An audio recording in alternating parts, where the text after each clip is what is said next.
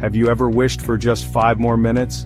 5 more minutes with someone you loved, 5 more minutes to savor a success, 5 more minutes to say I love you or I forgive you. We rush through life, always chasing the next thing, rarely stopping to appreciate the now. But what if someone offered you a chance to relive a moment from your past? Would you take it?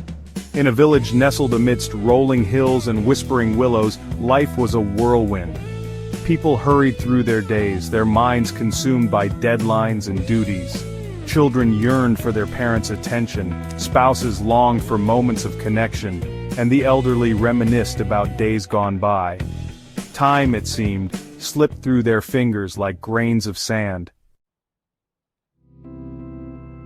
One cool evening, as the sun began its descent, a stranger arrived. He set up a humble stall in the village square. It was draped in a deep blue velvet cloth, embroidered with silver stars that twinkled faintly in the fading light. A simple wooden sign hung above, its message both intriguing and unsettling. Time for sale. Word spread like wildfire through the village. Time for sale? What could it mean? Curiosity warred with skepticism in the hearts of the villagers. Some scoffed, dismissing it as a charlatan's trick. Others, however, felt a flicker of hope ignite within them. Could this be real? Could they truly reclaim lost time? Among them was an elderly woman named Mrs. Hawthorne. Her back was stooped with age, her hair as white as snow.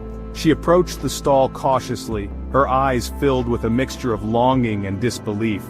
"Excuse me," she rasped, her voice trembling slightly. "Is it true what they say? Do you really sell time?" The stranger smiled gently, his eyes twinkling with an otherworldly wisdom.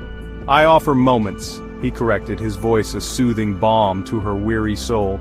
"Moments from your past that you wish to relive." He held up a hand, anticipating her next question. "I ask for no gold, no silver, no earthly possessions. My price is far more precious." Intrigued, Mrs. Hawthorne leaned closer, her heart pounding in her chest. "And what might that be?" she whispered. He replied, "A promise to embrace the present, to slow down, to listen, to love." Mrs. Hawthorne closed her eyes, tears welling up. She thought of her late husband, his laughter still echoing in her memories. 5 minutes, she pleaded. "Just 5 minutes to dance with him again." A young boy named Thomas approached the stall, his brow furrowed with worry. His parents, consumed by their work, barely had time for him. He longed to share his adventures, his fears, his dreams. "Sir," he began hesitantly, his voice barely a whisper, "can you give me time with my parents? Time where they actually look at me when I talk?" The time seller placed a reassuring hand on Thomas's shoulder. "Time is a gift, young one," he said kindly, "but it is also a responsibility. It is up to us to make the most of the moments we are given." He leaned down to Thomas's level, his eyes filled with understanding. "Tell your parents how you feel. Remind them of the precious time that is slipping away." Then came a man named Robert, his face etched with regret.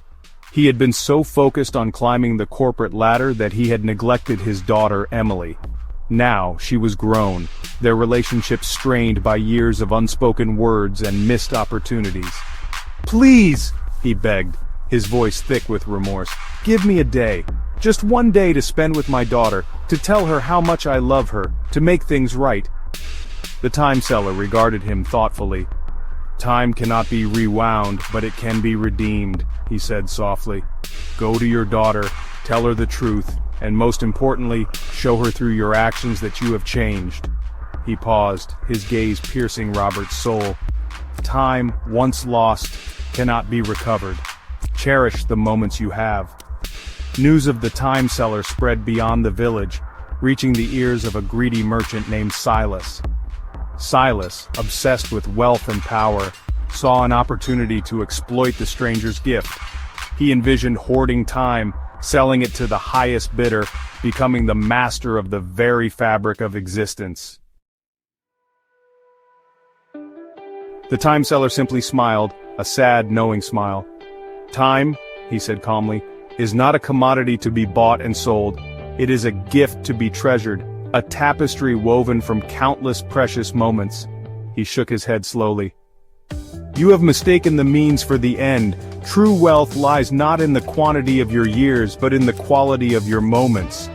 And with that, the time seller vanished. His stall disappeared, leaving behind only a faint scent of lavender and the echo of his words. The villagers gathered in the square, their faces a mixture of awe and confusion. They had come seeking lost time, but they had received something far more valuable.